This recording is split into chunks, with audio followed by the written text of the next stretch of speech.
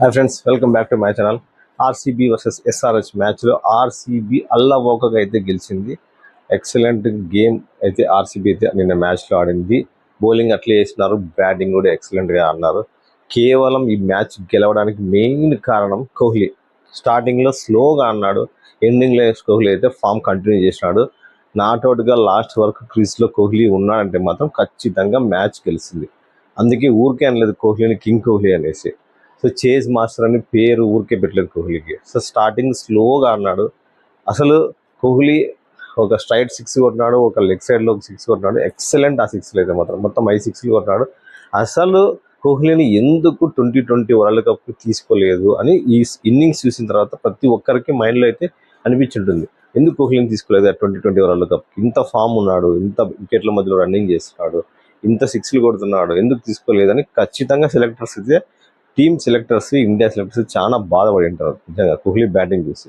Excellent అన్నాడు. లాస్ట్లో అయితే ఒక 6 3 4లు కొట్టి మ్యాచ్ గెలిపించినాడు.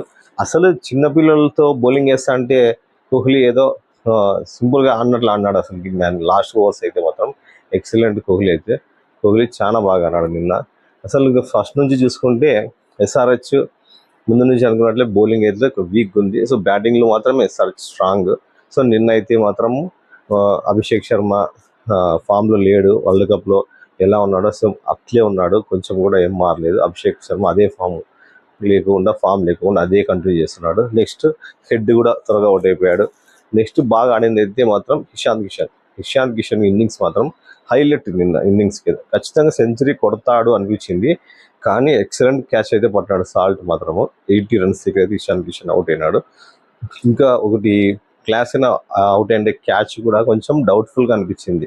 సో అది ఇంకా పర్ఫెక్ట్గా చూడలేదేమో, బౌండరీ లైన్ దగ్గర టచ్ అయినట్లు కనపడింది కెమెరాస్లో, కానీ మరి ఎందుకో మరి సరిగా చూడక అవుట్ ఇచ్చేస్తారు. సో ఈ రెండు. సో మళ్ళీ లాస్ట్లో వచ్చిన అనికేత్ వర్మ 43 రన్స్ కొట్టకపోయింటే యాక్చువల్గా అయితే ఎస్ఆర్హెచ్ స్కోర్ 200 రీచ్ అయ్యేదే కాదు, 160 170 దగ్గర ఆగిపోయేది. అసలు నిన్న మ్యాచ్లో స్కోర్ 200 వచ్చింది ఈజీగా. అసలు ఈజీగా 200 స్కోర్ వచ్చినా కానీ గెలిచడానికి 200 సరిపోవడం లేదు. ఇప్పుడు ఈ ఐపీఎల్లో మినిమం 250 కొడితేనే ఖచ్చితంగా గెలుస్తారు అన్నట్లా అయిపోయినాయి స్కోర్స్. అసలుకి 200 అయితే ఆడుతూ పాడుతూ కొట్టేస్తారు ఆర్సీబీ. అసలుకి 250 కూడా కొట్టేసి ఛాన్స్ ఉంది నిన్న. వాళ్ళు జస్ట్ 16th ఓవర్లోనే వాళ్ళు 200 టార్గెట్ చేజ్ చేసినారు. అసలుకి ఇంకా 4 ఓవర్స్ నిలబెట్టి కొట్టినారు అనమాట. ఈజీగా 250 కొట్టినా కూడా మ్యాచ్ ఖచ్చితంగా ఆర్సీబీ గెలిచే ఛాన్స్ ఉంది అనమాట. సో నెక్స్ట్ ఆర్సీబీ బ్యాటింగ్ అయితే వచ్చింది. సో ఇక్కడ ఎస్ఆర్హెచ్కి కొంచెం హ్యాపీ అనిపించింది అయితే ఫస్ట్లోనే సాల్ట్ అవుట్ అయినాడు సెకండ్ ఓవర్లో. తర్వాత 2 కంటిన్యూ వికెట్స్ పడినాయి 16th ఓవర్లో. ఆ యొక్క సంతోషం తప్ప ఇంకా ఆ ఎస్ఆర్హెచ్ ప్లేయర్స్కి పెద్దగా మ్యాచ్లో సంతోషపడింది లేదు. సో పడిక్కల్ అయితే మాత్రం సినిమా చూపిస్తున్నాడు. రావడమే ఫస్ట్ బాల్కి 6 కొట్టినాడు. 61 రన్స్ ఏమో చేసినాడు. ఎక్సలెంట్ బ్యాటింగ్ అన్నాడు. తర్వాత కెప్టెన్ పటీదార్ అయితే వచ్చినాడు. అసలు కొంచెంసేపు అయినా కానీ మెరుపు ఇన్నింగ్స్ ఆడిపోయినాడు. నెక్స్ట్ కోహ్లీ అయితే స్టార్టింగ్లో స్ట్రైక్ రొటేట్ చేసుకుంటా పటీదార్కి పడిక్కల్కి రొటేట్ చేసుకుంటా లాస్ట్ వరకు క్రీజ్లో ఉండైతే మ్యాచ్ అయితే గెలిపించినాడు. సో అది కోహ్లీ స్పెషల్ అనమాట. చేజ్ మాస్టర్ అనేది ఊరికే అనలేదు కోహ్లీని. ఎండింగ్ వరకు క్రీజ్లో ఉన్నాడు కోహ్లీ అంటే ఖచ్చితంగా మ్యాచ్ అయితే గెలిపించబోతాడు అనమాట. నిన్న మ్యాచ్లో మాత్రం కోహ్లీ ఇన్నింగ్స్ అయితే హైలైట్. అసలుకి నిన్న ఒక కొత్త బౌలర్ ఆర్సీబీ అయితే పరిస్థితి చేస్తున్నాడు డఫీ అనేసి. సో బౌలింగ్ అయితే చాలా బాగా వేసినాడు, 3 వికెట్స్ ఇచ్చినాడు అనమాట. సో ఇది పెద్ద మైనస్ పాయింట్ ఎస్ఆర్హెచ్కి. ఎందుకంటే మెయిన్ బ్యాట్స్మెన్స్ ఎస్ఆర్హెచ్ బ్యాట్స్మెన్స్ ఫస్ట్లోనే అవుట్ చేసేస్తాడు, 3 అవుట్ చేసేస్తాడు. సో ఇక్కడ ఎస్ఆర్హెచ్ చాలా డౌన్ అయింది బ్యాటింగ్లో. సో అక్కడ నుంచి కోలుకోలేకపోయింది. అసలు చేజింగ్లో ఆర్సీబీకి 10-12 ఓవర్లకే మ్యాచ్ అయితే వాళ్ళ చేతిలోకి వచ్చేసింది. మిగతా స్కోర్ అయితే వాళ్ళు ఆడుతూ పడుతూ కొట్టేస్తారు అనమాట.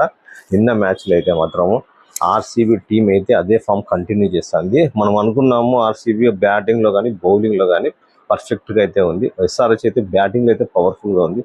సో నువ్వు బ్యాటింగ్లో పవర్ఫుల్గా ఉండి 200-250 కొట్టినా నీ దగ్గర బౌలింగ్ ఆప్షన్స్ లేకపోతే ఆపోజిట్ టీం కూడా ఈజీగా చేసేస్తుంది అనమాట స్కోర్. సో మీరు ఎంతవరకు సెకండ్ బ్యాటింగ్ తీసుకొని మీరు చేసే కెపాసిటీ ఉంది ఎస్ఆర్హెచ్ టీంకి. కానీ ఫస్ట్ బ్యాటింగ్ బట్టి బౌలింగ్ చేస్తే మాత్రం ఇది ఒక మైనస్ పాయింట్ ఎస్ఆర్హెచ్ టీంకి. సో నిన్న మ్యాచ్లో అయితే ఆర్సీబీ అయితే ఎక్సలెంట్ బ్యాటింగ్ సినిమా చూపిస్తున్నారు. ఛాంపియన్గా ఆడినారు నిన్న మ్యాచ్లో అయితే మాత్రం.